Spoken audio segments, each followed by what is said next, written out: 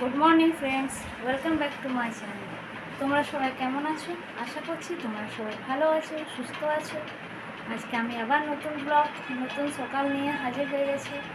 আর আজ ভাবছো যে এত সেজে গুজে কেন? কারণ আজকে একটা জায়গা যাব, তোমাদেরও নিয়ে যাবো সঙ্গে। আর সকাল থেকে আজকে ব্লগ শুরু করার টাইম পাইনি, ওই জন্য একদম রেডি হয়ে ব্লগ শুরু করলাম। আর হ্যাঁ, আজকে যাব আমরা একটা মন্দিরে। আমাদের এখানে একটা শিব মন্দির আছে, খুব ভালো বড় নামকরা মন্দির।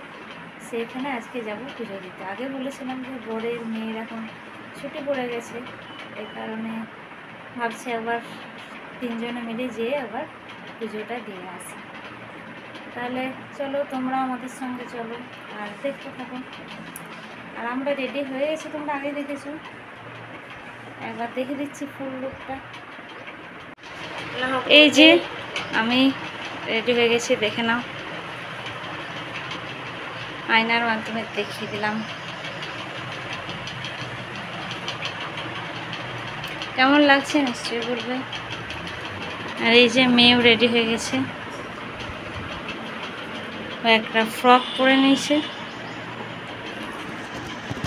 তাহলে চলো আমরা তাহলে যাই। এবার যাই বলতে এখন পুজোর সাত করা হয়নি, রেডি তো হয়ে গেছি। পুজোর সাত করে নিই, ফল টল সব নিয়ে নিই, তারপর যাবো। কালকে দেখানো হয়নি, কালকে আমরা বাজার গেছিলাম, ফল টল সব নিয়ে এসেছি। এবার চলো শুধু ফুলটা নিয়ে নেবো আর মিষ্টি নিয়ে নেবো, ব্যাস, তাহলে হয়ে যাবে। বড় এখনও রেডি হয়নি, বড় এখনও চান করছে। আমি রেডি হয়ে গেছি, চলো আমরা তাহলে পুজোর সাতটা করে নিই, তাহলে তোমরা দেখতে থাকো। এই যে আমার পুজোর সাত হয়ে গেছে, তোমরাও দেখে নাও।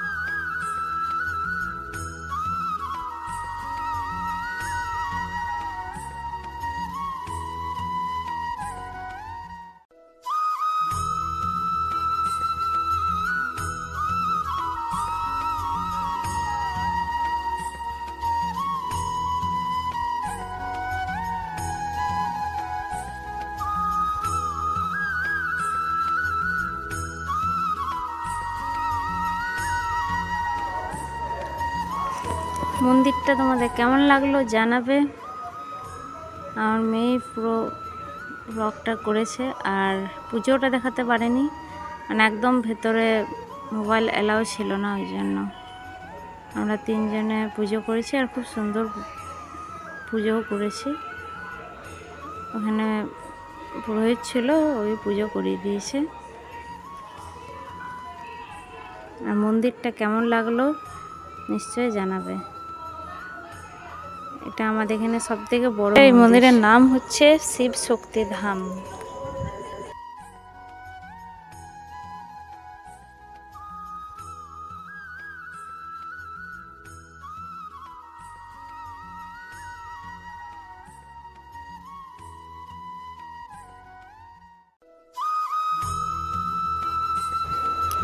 এটা একটা পুকুর, এটা আমার তৈরি করা হয়েছে। এটার নাম হচ্ছে গঙ্গার ধাম। আর গঙ্গার ধাম নাম দিয়েছে কারণ এই পুরো জলটা গঙ্গার জল, ট্যাঙ্কারে করে জল এনে এনে এটা ভর্তি করা হয়েছে। আর কত মাছ দেখো, প্রচুর মাছ। আর গোল্ডফিশও আছে, বড় বড় গোল্ডফিশ, ছোটও আছে বড়ও আছে। দেখিয়েছি তোমাদেরকে, কতটা দেখতে পেলে জানি না।